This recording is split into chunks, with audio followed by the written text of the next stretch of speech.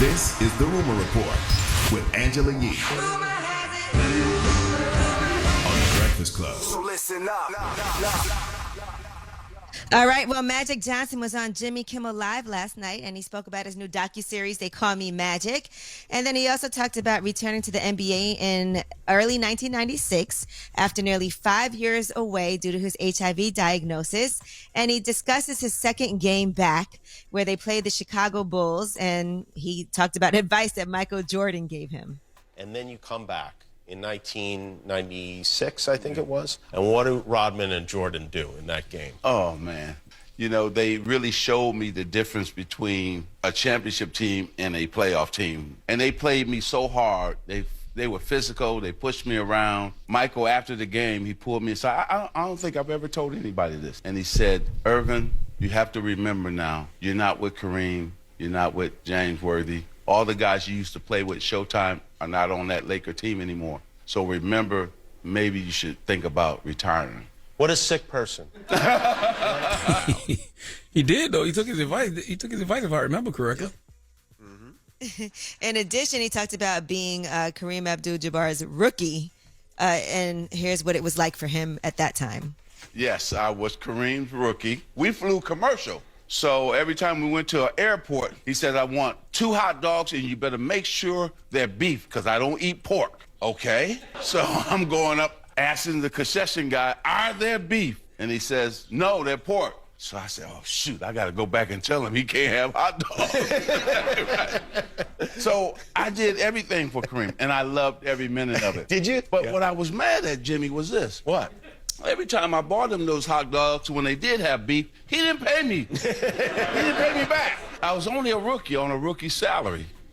It's called paying dues. I respect it. If that was the case now, what'd you say? He got sued. If that was the case now, he'd have been sued. Kareem would have been kicked off the team. They'd get hazing, all types of things. But we've all been through that. We've all had to do that at some point. And you always got to remember, if you're not willing to be a soldier, then you don't have what it takes to be a general.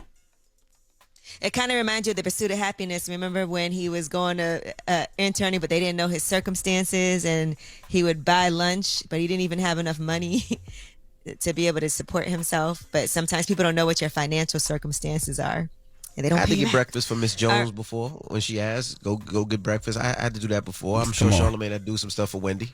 Shut up. Yes. Sometimes people with money don't realize that you just wow. I wasn't even. I was talking triggering. about breakfast. I wasn't talking about nothing else. You This stupid. guy here is so crazy. Why? I'm not talking about the my picture good- with well, you sitting let's on her move lap. on. I'm just talking about breakfast. Goodness. All right.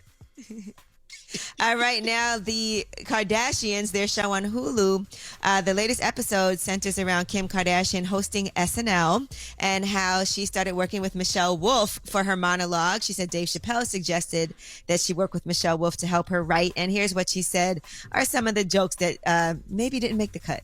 Like most of the things that I wear, it's really hard to pee. It's like a whole ordeal. Let's put it this way. If R. Kelly dressed like me, Oh my God. he may have stayed out of trouble. Oh my God. It's too long. It's a long way to go. Okay, oh, Chloe, you have the biggest heart. It's so big, it has room for Tristan and all of his side pieces. Oh, And Kris, you're not one of my sisters. That's not a joke. I just thought I'd remind you. no. Okay. The one thing I thought I had and was so confident in is my monologue. So I'm a little confused now. I really want. I am not obsessed with that. Okay, but let's keep going, yeah. I like it. Michelle Wolf smoked that monologue, man. Dropping the clues bombs from Michelle Wolf. They should have left that Tristan joke, though. That Tristan joke should have stayed in the monologue. Absolutely. Yeah, that was funny. Yeah, and she also felt like the topic of divorce was a sensitive one, and she already included a joke about it in her monologue. So she said, you know, she didn't want to overdo it, I guess. All right, now Blac Chyna took the stand yesterday again, and she was talking about Rob Kardashian leaking her nudes. And so they asked her why she appeared on Good Morning America just a day after she filed revenge porn restraining order against him. And she said it was the only way I could stop him from posting pictures of me on the internet. I was already public. I'm supposed to just not say anything and take it. I wanted everyone to hear my side of the story. He posted nudes of my entire body. And so that was her explanation as she took the stand yesterday. They said she did break down crying during that. Now, they also said she was questioned about her finances by the Kardashians' defense lawyer, and she admitted that she hadn't filed her taxes since 2018 or 2019. Oh my goodness! So, why? That's not good. She said the last time she personally filed was back in 2015, and she doesn't have any personal bank accounts. She said she made about $2 million in 2020, 2019, and 2018, and makes money through celebrity appearances. And she said she posts bikini and feet pics only on OnlyFans. And she did admit to posting some nudity on there as well, though. Who was Blac Chyna's lawyer? Did they prep her at all? Yeah, I wouldn't have said that one. I wouldn't have. Nah, I mean, even though they could have documented. Well, you can't it, lie when they cross-examine you and ask you. You can't really lie. I'd have pled the fifth. Can you plead the fifth for that one? Yeah, because I don't see what that has to do with anything. Like, what does that have to do with the case at hand? What do my finances have to do with the case at hand? Goodness gracious. Well, maybe they're trying to say that she's just trying to get some money because it is a civil case and that she's financially strapped. Who knows? But I she would got think more there has problems to be now. a reason. Where is Davis McClain when you need him? Where is Davis? She needs Davis McClain, man. Now, Rob Kardashian has not been in court, and he has no problem appearing in court if he's called as a witness. But until that happens, he's at home with their daughter, Dream. He is the main caretaker.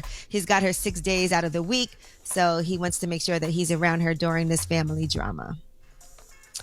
All right. Now, Kris Jenner, in the meantime, gave some testimony yesterday. She says that Blac Chyna once threatened to kill Kylie Jenner. She said she was alarmed years ago when Kylie and then boyfriend Tiger told her about the alleged threat.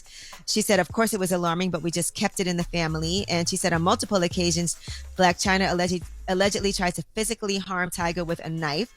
And she told the jury they did not report that alleged incident to the police. She said they lived across the street and she had a young child. I think we were more concerned about the Tiger situation. So there's a lot going on right here in court. But what happens if the Kardashians win this case? What do they get? What, they gonna get their lawyer fees probably paid for, and then what else? Yeah, I don't know. I know she sued them, and then they also filed a lawsuit against her. So this one I think is just her lawsuit. So then maybe they would have to go to court for that. All right. Well, that is your rumor reports. All right. Thank you, Miss Yee. Now, Charlamagne, who you giving that donkey to? Man, 4 after the hour, we need to talk about this arrogant digital D-head who has been identified as George. That is the person who Mike Tyson tried to help sleep on the plane Wednesday night. All right. We'll get into that next. Keep it locked. It's The Breakfast Club. Good morning.